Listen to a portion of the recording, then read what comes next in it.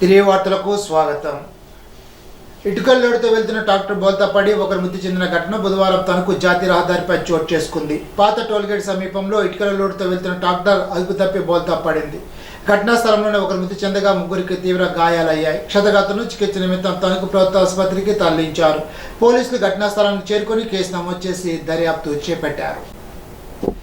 పండ్లు మగ్గబెట్టేందుకు రసాయనాలు వినియోగిస్తే చర్యలు తప్పవని జిల్లా ఫుడ్ ఇన్స్పెక్టర్ సుందరామరెడ్డి హెచ్చరించారు. బుధవారం తణుకు సంత మార్కెట్లో హోల్సేల్ పళ్ళ వ్యాపారస్తులకు ఆయన అవగాహన కల్పించారు. అరటి, మామిడి మగ్గబెట్టేందుకు రసాయనాలు వాడుతున్నారని సమాచారంతో తనిఖీ నిర్వహించామని అన్నారు.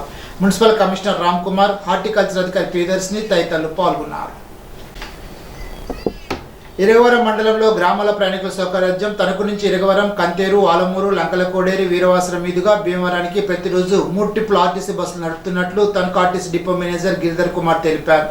ఇరగవరం, కొత్తపాడు, కంతేరు గ్రామాల ముఖ్య కూడళ్లలో ఏర్పాటు చేసే నిమిత్తం వాల్ పోస్టర్లు ఆయా గ్రామ సర్పంచులకు బుధవారం అందజేశారు.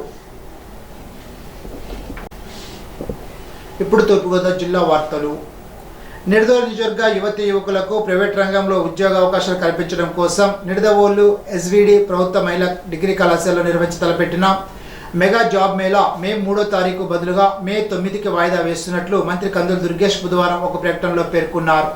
మే 1 నుండి 6వ తేదీ వరకు వియత్నాంలోని హోచిమిన్ నగరంలో జరగబోయే బుద్ధ భగవాన్ని అవశేషాల ప్రదర్శనకు భారతదేశం తరపున కేంద్ర మైనార్టీ వ్యవహారాల శాఖ మంత్రి కిరణ్ రిజిజుతో కలిసి వెళ్లాలని ప్రధానమంత్రి కార్యాలయం నుండి ఆదేశాలు వచ్చిన నేపథ్యంలో జాబ్ మేళా కార్యక్రమాన్ని మే 9వ తారీఖు వాయిదా వేస్తున్నట్లు తెలిపారు.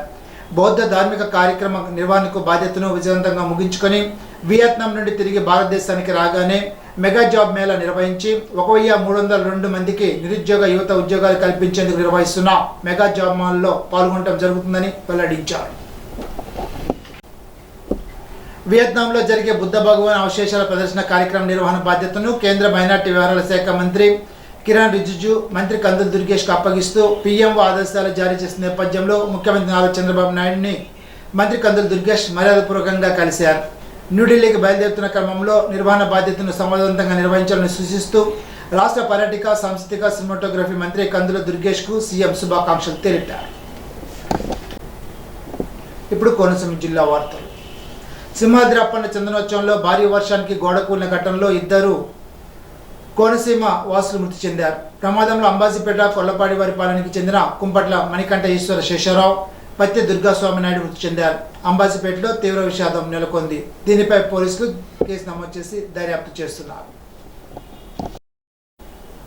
విశాఖ జిల్లా సింహాచలం శ్రీ వరాహలక్ష్మీనరసింహ స్వామివారి దేవస్థానంలో చందనోత్సవం సందర్భంగా ఘోర ప్రమాదం చోటు చేసుకుంది.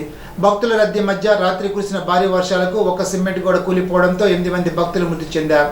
స్వామివారి నిజరూప దర్శనానికి విచ్చేసిన భక్తులపై గోడ కూలింది. ఇప్పటి వరకు 6 మృతదేహాలు వెలికి తీయగా శిథిలాల కింద మరో 2 మృతదేహాలు ఉన్నట్లు సమాచారం. ప్రమాద స్థలానికి వెంటనే చేరుకున్న ఎన్డీఆర్ఎఫ్ బృందాలు, అధికారులు సహాయ చర్యలను ప్రారంభించాయి. గాయపడ్డ వారిని ఆసుపత్రికి తరలించారు. మరింత సమాచారం కోసం అధికారులు పరిశీలన కొనసాగిస్తున్నారు. ఈనాటి బంగారు మాట. జీవితంలో డబ్బు కోల్పోతే కొంత నష్టపోయినట్లు, కానీ వ్యక్తిత్వం కోల్పోతే సర్వస్వం పోగొట్టుకున్నట్లే. స్వామి వివేకానంద. ఈ వార్త ఇంతటితో సమాప్తం. తిరిగి విజన్స్లో కలుసుకుందాం. అంతవరకు సెలవు. నమస్కారం.